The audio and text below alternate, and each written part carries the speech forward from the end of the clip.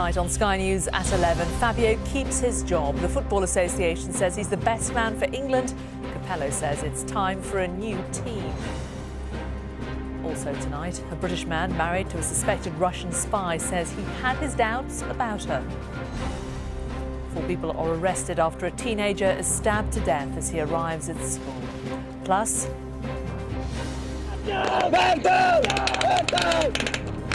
Medic! Get medic! Dramatic footage shows the bravery of British troops as a comrade is hit by Taliban gunfire.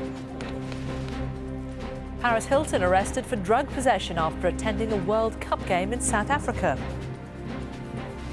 And in sport, it's all over for another year. Andy Murray beaten in 3 straight sets at Wimbledon.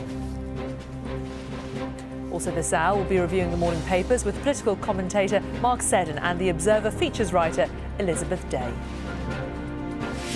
Live from the Sky News Centre, this is Sky News with Jane Secker.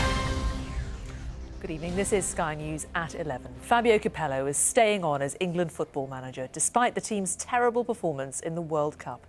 The Football Association said the Italian was still the best man for the job, claiming the humiliation in South Africa would prove to be good experience for future tournaments. As for Capello, he says it's now time to introduce new players and what he called new energy to England. Sky's Ian Doveston reports. Now, it all seemed so promising. The sun was shining, Federer was out, but it wasn't enough. And it's all over for another year for Andy Murray at Wimbledon.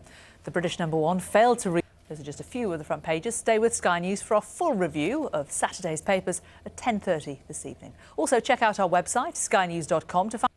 Welcome back. This is Sky News at 10.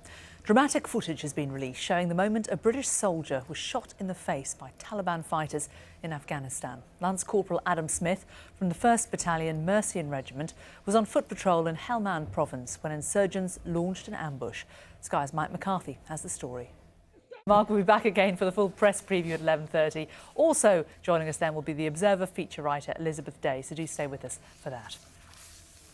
Now, 8 members of a drugs gang have been sentenced to a combined total of nearly 80 years in prison. At times, the traffickers were moving up to half a tonne of cocaine, worth around £150 million on the street. Sky's Lisa Dowd reports.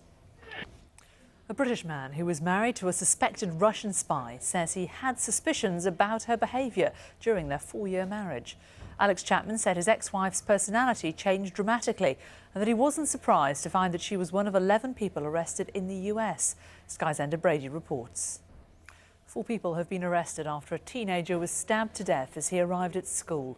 A group of youths are reported to have been waiting to ambush 15-year-old Zach Ulumegbon close to the premises in South London.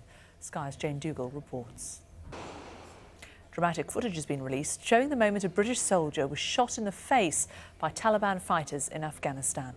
Lance Corporal Adam Smith from the 1st Battalion Mercian Regiment was on foot patrol in Helmand Province when insurgents launched an ambush. Sky's Mike McCarthy has the story. An in-depth look at the major stories making tomorrow's headlines in our press preview at 11:30. Well, I'll be joined by the political commentator Mark Seddon and the Observer's features writer Elizabeth Day. This is Sky News on our website, skynews.com. Hello, you're watching the press preview on Sky News. Time now to take a look at some of the best stories in tomorrow's newspapers. And joining me this evening is the political commentator Mark Seddon and the Observer features writer Elizabeth Day. Lovely to see you both. Now, before we go through your choices, let's have a look at what is on the front pages of those papers. A lot and fought a lot to get this. Do you think it could well prove to be a battle that just wasn't worth fighting? Well, it's really difficult to say. I mean, there was a story earlier today on the news about how David Cameron, part of the reason he was able to persuade his party to back him in going into the coalition was because he said, you know, we've got to offer them this referendum because Labour are just offering to sort of swing it through. And it's emerged that that wasn't the whole truth. And so, as Mark was saying, I think this whole story demonstrates that the coalition is on incredibly shaky ground. And it is rather a shame because I would like to see voting reform and I think there's a huge appetite in the country for voting reform.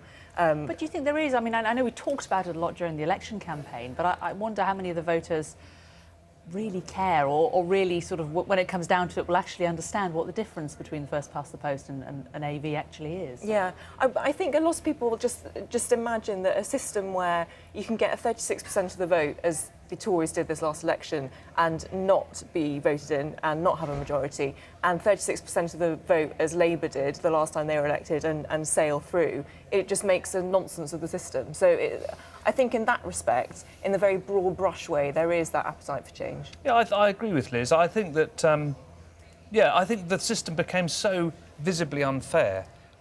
Get kicked to the side. And this is one thing which, unfortunately, because sterling has lost about a quarter of its value against the dollar, means that it's much easier for American companies to stealthily come in and take us over. And I think Mark is absolutely right that it means a lot in terms of sort of national confidence, really, and national self-esteem. And also the fact that Kraft took over Cadbury's means that we've got worse chocolate because they make Hershey's, which is rubbish. Maybe the Swiss could take us over and we'll all have lovelier chocolate. Yeah. Also on the front page of The Independent and on many of the front pages across the board, pictures of Andy Murray, head in hands. It says, oh, well, let's just enjoy the summer now. We haven't had a lot of luck, have we, in the sport? No, it's so depressing. Andy Murray now turns into a Scotsman again and we all disown him. He got beaten in straight sets, but I don't think there's that much more he could have done. I mean, I listened to Tim Henman and John McEnroe giving their commentary after the game, and Tim Henman's advice to him was simply to get better, which is easier said than done. But at this stage, I think he was just outplayed by Nadal, sadly.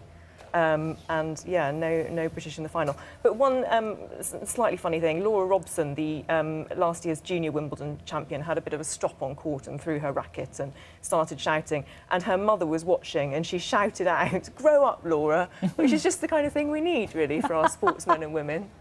Absolutely. Yeah. I mean, back to Andy Murray, and in the interview that we showed afterwards, the pre-match interview, he showed a bit of emotion, which we haven't really seen very much of from him. Do you think this is something we need from him, that we all need to warm to him perhaps a little more, and that perhaps he needs to show a bit more of his emotional side?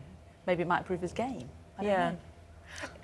It's a tricky one, isn't it? Because I mean, as a woman, I like people to show their emotion, but then on the court, people like Federer and Nadal are very controlled, very calm, and very self-confident. And I think it's that sort of dynamism that you need. So maybe no emotion on court, but some emotion off, which is impossible.